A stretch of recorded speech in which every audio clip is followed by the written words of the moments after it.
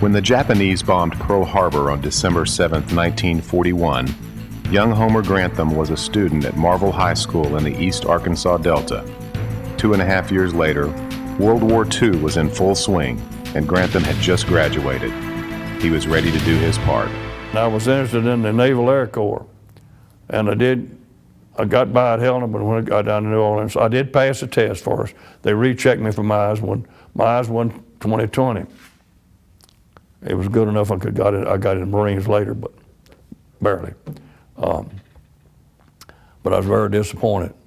I said, Dad, I'm gonna join the Navy. No, wait till they draft you. So the Marines, when it became 18, the Marines had done started taking draftees. Not too long before that.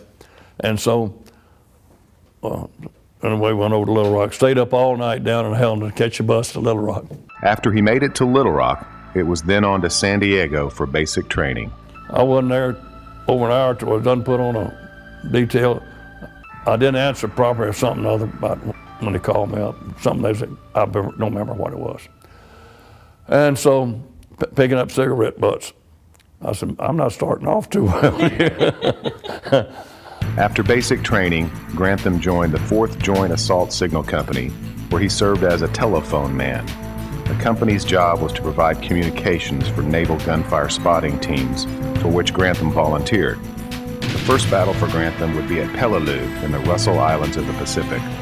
On the morning of September 14, 1944, Grantham and his fellow Marines climbed down the ship's ladder to the amphibious tractors below that would take them to the shores of Peleliu, where a ferocious battle ensued.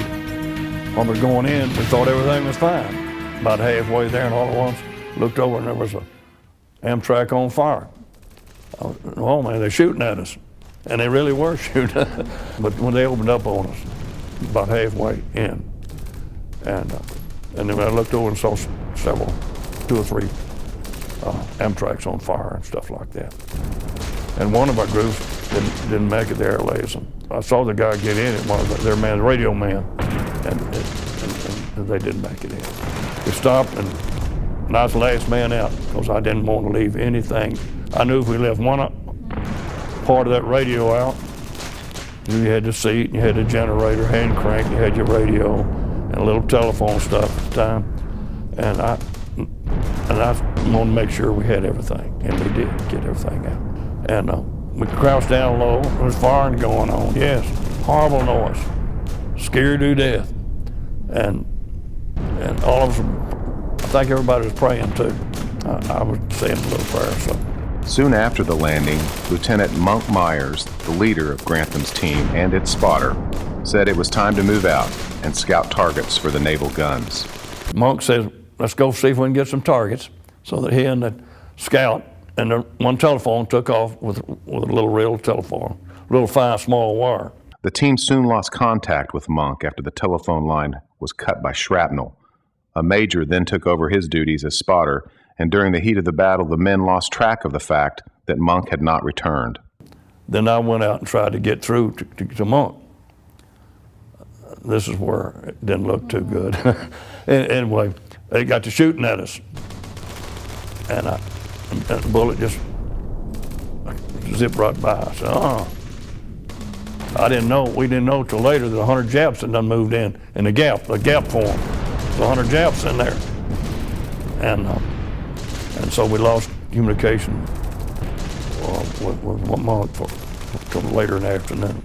But finally they found a fellow that had most of the squad killed. He's about the only one left. They got him to go with them, that had protect.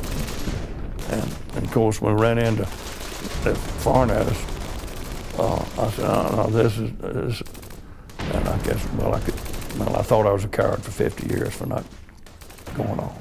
On the 4th night on Peleliu, Grantham encountered a Japanese soldier infiltrating his camp. And then the 4th night was when a Jap tried to sneak in on us about 3 o'clock in the morning. And that evening, about dusk dark, I heard something down below. We said, drop some grenades down. They're afraid to because they didn't want to stir them up and throw them up on us. I didn't sleep all night long after I knew Japs was down there. if it hardly dozed. My officer was asleep, Monk was right near me, and he slept. If I hadn't woke up, if I'd slept, I wouldn't be here today. Because all he had to do was a picture grenade. He had 2 grenades. I heard him coming. I heard him down there. Heard the rifle, him bump against some car. He was trying to be quiet and kept coming on up. I raced over, Monk, there's a Jap coming up through there. All it's your imagination, there's no Jap coming up there. I knew it was a Jap. And he got as far as me here. Okay, here I was in the little trench, and I was over the side. I don't see how he kept from seeing me. So when he got within not very far, I knew he was right there. I said, "Who goes there? Who goes there?" No response. I knew it.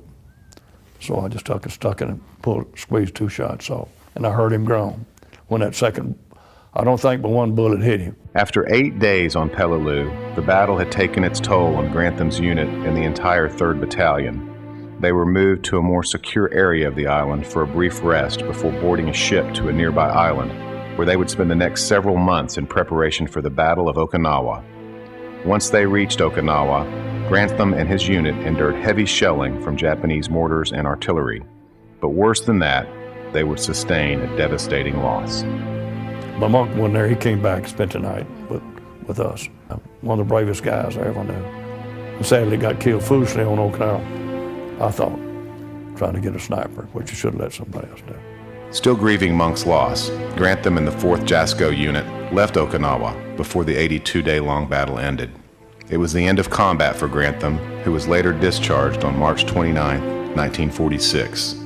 He returned home to Marvel and later became an engineer, working at Woodruff Electric Cooperative for a time. He got married and had a family.